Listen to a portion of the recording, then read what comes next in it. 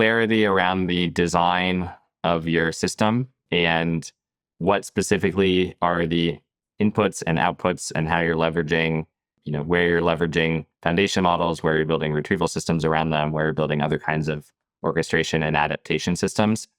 These sort of like deep dive details into the product design and architecture is really important for investors to understand exactly what the sort of shape of this problem looks like from a technical perspective.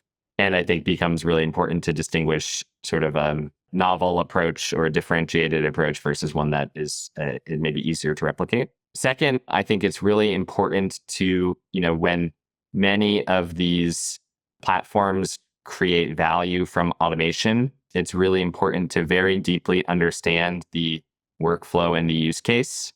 Mm-hmm. It is typically not as simple as, they buy software platform A and now we're going to replace it with software platform B. It is, we understand this function very deeply. Here's how that function works today and how it will change with AI. And here is how AI creates value through that change and who it creates value for and how they evaluate that value and any, incentive alignment that they need in order to realize that value.